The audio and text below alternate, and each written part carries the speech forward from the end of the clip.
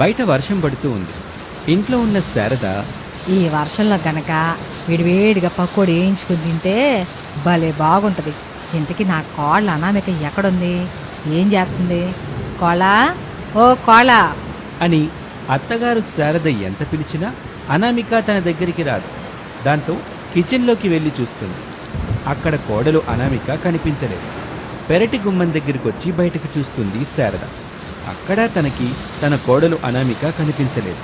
ఇదేంటి, కోళ్ళ అనామిక కిచెన్లో లేదు, పెరట్లో లేదు, ఎక్కడికి వెళ్ళినట్టబ్బా అని గుమ్మం దగ్గరకు వచ్చి బయటకు చూసింది. అప్పుడు కోడలు అనామిక వర్షంలో తడుస్తూ ఇంటి ముందున్న ట్యాప్ దగ్గర బట్టల్ని ఉతుకుతూ ఉండటం కనిపిస్తుంది. అప్పుడు శారద అయోమయంగా, నేనింటికి తెచ్చుకున్నది తెలివైన కోడల్ని కాదని, తెలివి తక్కువ కోడలని ఇప్పుడే అర్థమవుతుంది. కోడలు మరీ ఇంత తెలివి తక్కువదని అనుకోలేదు. ఏమండి అని తన భర్త ప్రసాద్ని పిలుస్తుంది శారద. ప్రసాద్ గుమ్మం దగ్గరికి వచ్చాడు. ఏంటి శారద అటు చూడండి, వర్షంలో మన కోళ్ళు ఏం చేస్తుందో అని శారద చెప్పగానే ప్రసాద్ బయటకు చూస్తాడు. వర్షంలో బట్టలు ఉతుకుతున్న కోడలు అనామిక కనిపిస్తుంది. ఆశ్చర్యంగా, ఇదేంటి శారద, మన కోడలు వర్షంలో దడుస్తూ బట్టలు ఉతుకుతుంది? వెళ్ళు ఇంట్లో తీసుకురా, మళ్ళీ జలుబు చేసిద్ది.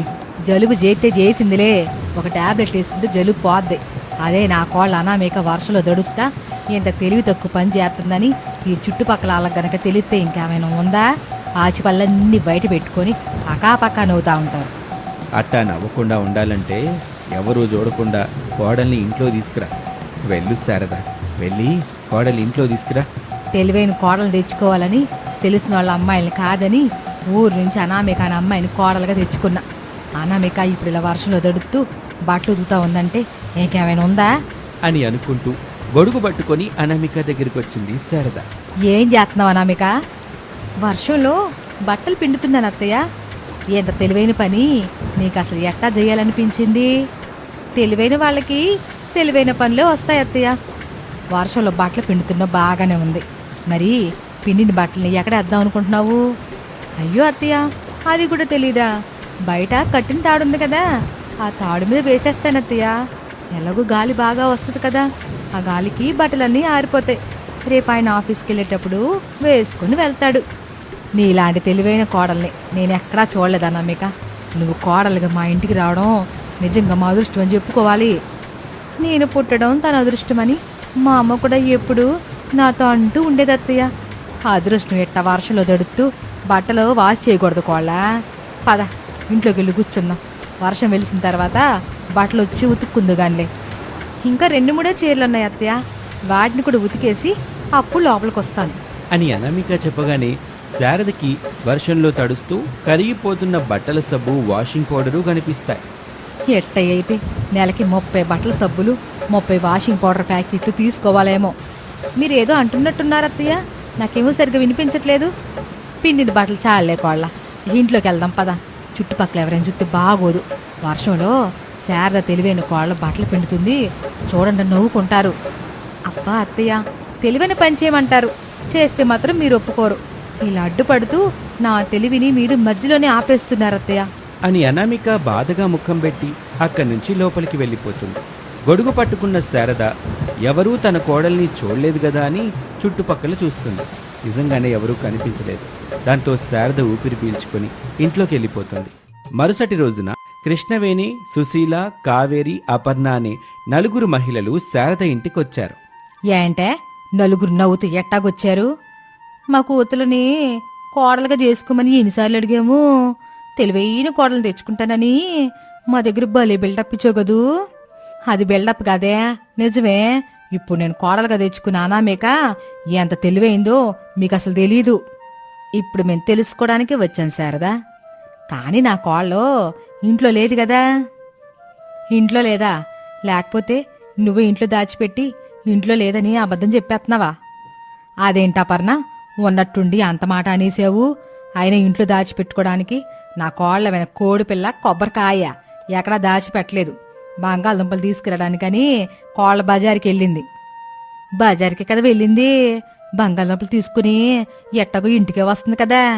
కావేరి, అన్నమిక వచ్చేవరకు మన శారదతో మాట్లాడుకుంటూ ఉందాం. ఇంతలో అన్నమిక వస్తుంది, బంగాళదుంప కూరుండిద్ది, కబుర్లు చెప్పుకుంటూ ఆ అనామిక చేసే కమ్మని బంగాళదుంప కూరతో కడుపు నిండా తిని అప్పుడు వెళ్ళిపోదాము. అని అపర్ణ అనగానే శారదకి కంగారు మొదలవుతుంది. తనలో తాను, వామో, ఇప్పుడు నా కోళ్ళ అనామిక తన గదిలో నుంచి గనక బయటకొస్తే నేను అబద్ధం చెబుతున్నానని అందరూ అనుకుంటారు. వీళ్ళ అనామికను చూడకుండా వీళ్ళ నేను ఇక్కడి నుంచి పంపించేయాలి. కానీ ఎలా అని అనుకుంటూ ఉండగా ప్రసాద్ వచ్చాడు. వెంటనే శారద ఒక ఆలోచన చేస్తుంది. యావండి, ఈ నలుగురు మీ మాటల కోసం ఎప్పటినుంచో ఎదురు చూస్తా కూర్చున్నారు అని శారద చెప్పగానే ప్రసాద్ ఎంతో సంతోషపడుతూ ఆ నలుగురు ఆడవాళ్ల దగ్గరికి వచ్చి కూర్చున్నాడు. ప్రసాద్ నవ్వుతూ మాట్లాడుతూ ఉంటాడు. అంతే, ఆ నలుగురు ఆడవాళ్ళు అక్కడి నుంచి వెళ్ళిపోతారు. యావే అపర్ణ, ఎందుకే అట్టగెళ్ళిపోతున్నారు? నా కోడలు తెలివిని చూస్తానని వచ్చారుగా, తెలివిని చూడరా? మరెప్పుడైనా చూస్తామే శారదా అని అనుకుంటూ అక్కడి నుంచి వెళ్ళిపోతారు. శారద ఊపిరి పీల్చుకుంటుంది. మరొక రోజున వర్షం పడుతూ ఉండగా అనామిక గొడుగు పట్టుకుని గుమ్మం దగ్గర నిలబడింది. అప్పుడే శారద వచ్చి అనామికాని చూస్తుంది. కోళ్ళ, వర్షం పడుతుంది కదా, గొడుగు పట్టుకుని నిలబడ్డావేంటి? ఇంతకీ ఎక్కడికి వెళ్తున్నావు? పొలం దగ్గరికి వెళ్దామని వెళ్తున్నాను అత్తయ్య. పొలం దగ్గరికా? ఎంత వర్షంలో పొలం దగ్గరికి ఎందుకు అనామిక? నేను చేయాల్సిన పని ఒకటి ఉంది అత్తయ్య, అందుకే వెళ్తున్నాను. వద్దులే కోళ్ళ, నువ్వు వర్షంలో తెలివితో చేసే పని ఏంటో నాకు బాగా తెలుసు, కానీ ఇంట్లోకి వెళ్ళు. నేను చేయాలని అనుకుంటున్నాను అత్తయ్య అని ఆలస్యం చేయకుండా గొడుగు పట్టుకొని అనామిక పొలం వైపే నడుచుకుంటూ వెళ్తుంది. కొంత సమయం తర్వాత బయట నుంచి రమేష్ నిండుగా తడిసిపోయి ఇంటికొచ్చాడు. అనామిక, అనామిక, టవల్ తీసుకురా అని అంటూ ఉండగా శారద రమేష్ దగ్గరికి వచ్చింది. కాల్ ఇంట్లో లేదురా, పొలం దగ్గరికి వెళ్ళింది. పొలం దగ్గరికి వెళ్ళిందా? ఎందుకమ్మా? వర్షంలో తెలివైన పని చేద్దామని వెళ్ళిందంట బాబు. మొన్న చేసిన తెలివైన పని ఇంకా మర్చిపోలేదు. అప్పుడే మరో తెలివైన పని చేయడానికి వెళ్ళిందా? అవును బాబు, ఎంతో చెప్పే వెళ్ళొద్దని నా మాట వినకుండా అదిగో పొలం దగ్గర పోయింది అని చెప్పగానే రమేష్ కంగారు పడుతూ, అమ్మా, కొంపదీసి గొడుగు పట్టుకొని పెరిగిన వరి పంటని మొత్తం పీకేసి ఎక్కడ పడితే అక్కడ పడేసిందనుకో అని రమేష్ ఏమాత్రం ఇంటి దగ్గర ఉండకుండా పొలం వైపు మట్టి రోడ్డు మీద పరిగెడుతూ ఉంటాడు. కొడుకు వెనకాలే తల్లి శారద కూడా పరిగెడుతూ ఉంటుంది. బుద్ధి తక్కువయ్యి తెలివైన కోడలను తెచ్చుకోవాలని ఆరాటపడిపోయి ఎట్లాంటి కోడలను తెచ్చుకున్నందుకు వద్దులే, ఏం చేసినా ఎట్టగొట్టుకున్నా నేను చేసిన తప్పును సరిదిద్దుకోలేంది అని అనుకుంటూ పరిగెడుతూ ఉంటుంది. కాసేపటికి రమేష్, శారద బాగా తడిసిపోయి ఆ వర్షంలోనే పొలం దగ్గరికి వచ్చారు. పొలం దగ్గర బోర్ ఆన్ చేసి ఉంటుంది. అనామిక గొడుగు పట్టుకొని నిలబడుతుంది. రమేష్, శారద ఇద్దరు అనామిక దగ్గరికి వచ్చారు. అనామిక, ఇక్కడేం చేస్తున్నావు? ఇంతకీ వర్షంలో తడుస్తూ మీరెందుకు వచ్చారు?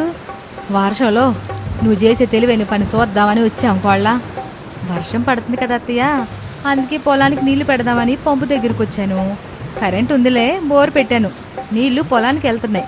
ఇక్కడ నిలబడి పెట్టి నీళ్ళని సరిగ్గా వెళ్తున్నాయా లేవా అని చూస్తున్నాను అని అనామిక చెప్పగానే ఓ క్షణం పాటు వాళ్ళిద్దరికీ బుర్ర పనిచేయలేదు. నవ్వాలో ఏడవాలో కూడా అర్థం కాలేదు.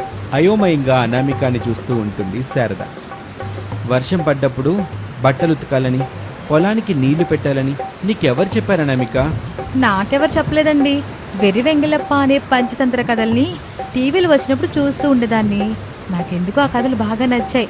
అందులో రవి అనే పిల్లాడు చేసినట్టుగా నేను కూడా చేస్తున్నాను.